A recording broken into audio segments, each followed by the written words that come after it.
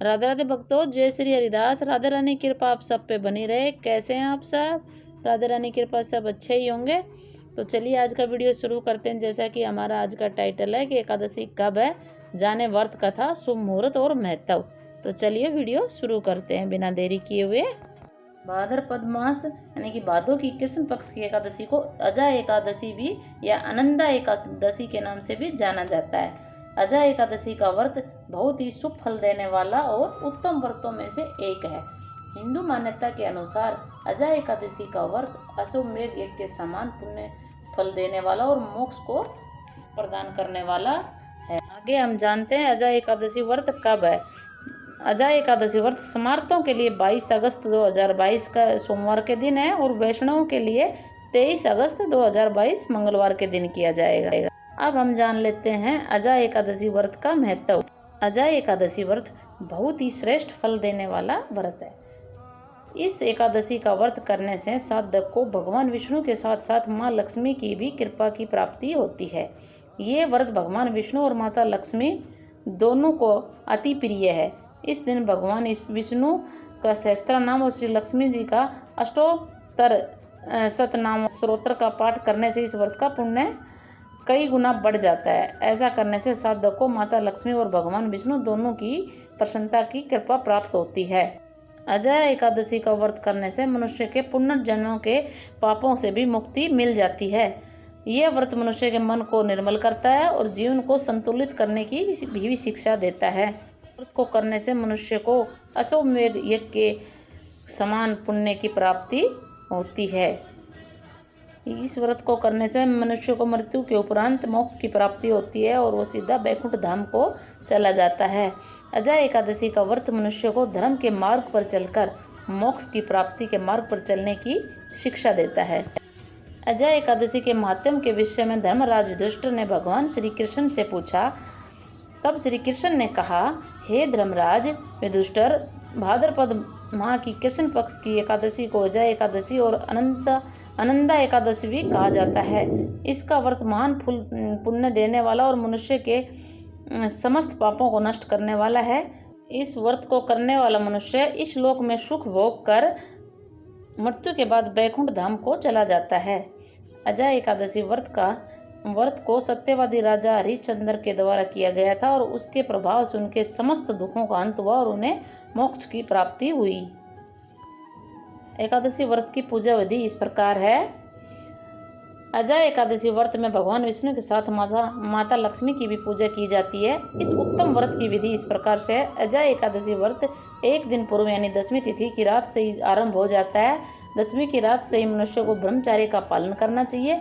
अजा एकादशी के दिन प्रातःकाल स्नान आदि से नित्य कर्मों से निर्वृत्त होकर व्रत का संकल्प लेना चाहिए। इस बात का ध्यान रखें कि सिर से स्नान ना करें। संकल्प लेने के बाद कलश की स्थापना करके उस पर भगवान विष्णु की प्रतिमा रखें, फिर उसकी पूजा करें। भगवान विष्णु की प्रतिमा को पंचामृत से स्नान करवाकर नैवेद्य अर्पित करें, फूल अर्पित करें और धूप दीप आरती करें। यदि आप स्वयं से पूजन नहीं कर सकते तो किसी योग्य विद्वान ब्राह्मण से ही पूजन करवा सकते हैं। विष्णु सहस्त्रनाम और लक्ष्मी अष्टोत्तर शतनामावली स्त्रोत का पाठ करें। इसके बाद अजा एकादशी व्रत का महात्म्य और कथा पढ़ें या सुने। दिन भर निर्जल एवं निराहार रहकर व्रत करें। या आपकी तबीयत खराब है या स्वास्थ्य से कोई परेशानी है तो फलाहार कर सकते हैं। अगले दिन द्वादशी को ब्राह्मणों को भोजन करवाएं और यथाशक्ति दान दक्षिणा देकर संतुष्ट करें। फिर उसके बाद स्वयं खाना खाएं। व्रत की रात को जागरण अवश्य करें। इस व्रत के दिन दुर्व्यसनों से दूर रहें और सात्विक जीवन जिएं। अजा एकादशी के दिन भूल कर भी ना करें ये काम। कुछ गलतियां हमें नहीं करनी चाहिए। व्रत में पूरी विधि विधान से करना चाहिए। इस दिन स्त्रियां सिर से स्नान ना करें यानी बाल ना धोएं। भोजन में चावल का सेवन ना करें। व्रत करने वाला इस दिन ब्रह्मचर्य का पालन करें। आगे सुनिए अजा एकादशी व्रत की कथा। पौराणिक कथा के अनुसार अयोध्या नगरी पर भगवान श्री राम के पूर्वज सूर्यवंशी सत्यवादी राजा हरिश्चंद्र का राज था। उनकी सत्य प्रियता और सत्यवादिता सभी दिशाओं में फैली हुई थी। वो अपनी धर्म परायणता और सत्यनिष्ठा के लिए सारे संसार में प्रसिद्ध थे। उनकी पत्नी का नाम तारामती, उनका नाम सव्य भी था। उनका एक पुत्र भी था, उनका नाम था रोहित सव। उनकी परीक्षा लेने के लिए की इच्छा से देवताओं ने एक योजना बनाई। एक रात्रि सत्यवादी राजा हरिश्चंद्र के स्वप्न में आया कि उन्होंने अपना सारा राज्य ऋषि विश्वामित्र को दान कर दिया है। अगले दिन ऋषि विश्वामित्र उनकी सभा में उपस्थित हुए और उनसे कहा कि राजन, तुमने स्वप्न में अपना सारा राज्य मुझे दान कर दिया था, अब तुम इस राज्य को मुझे सौंप। राजा हरिश्चंद्र ने सत्य का पालन करते हुए अपना पूरा राज्य विश्वामित्र को सौंप दिया। सारा राज्य लेने के बाद भी ऋषि विश्वामित्र ने राजा हरिश्चंद्र से दक्षिणा में 500 स्वर्ण मुद्राओं की मांग की। राजा हरिश्चंद्र अपना राज्य और सारा धन तो पहले ही उन्हें दे चुके थे, अब उनके पास देने के लिए कुछ भी नहीं था। तो उन्होंने ऋषि विश्वामित्र को 500 सोने की मुद्राएं देने के लिए अपनी पत्नी, अपने पुत्र और स्वयं को बेच दिया।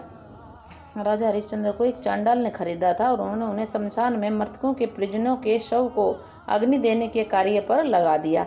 एक राजा से एक चांडाल के दास के रूप में जीवन जीना बहुत ही दुष्कर कार्य था, परंतु राजा हरिश्चंद्र बहुत ही सत्यनिष्ठ और दृढ़ संकल्प शक्ति वाले थे।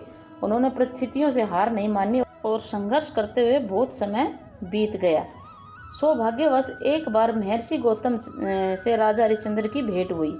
तब उन्होंने महर्षि गौतम से अपनी सारी व्यथा कही और उनसे उस परेशानी से निकलने का उपाय भी पूछा। राजा हरिश्चंद्र की दुखद कहानी सुनकर महर्षि गौतम को बहुत दुख हुआ। तब उन्होंने राजा हरिश्चंद्र को अजय एकादशी व्रत का विधान बताया।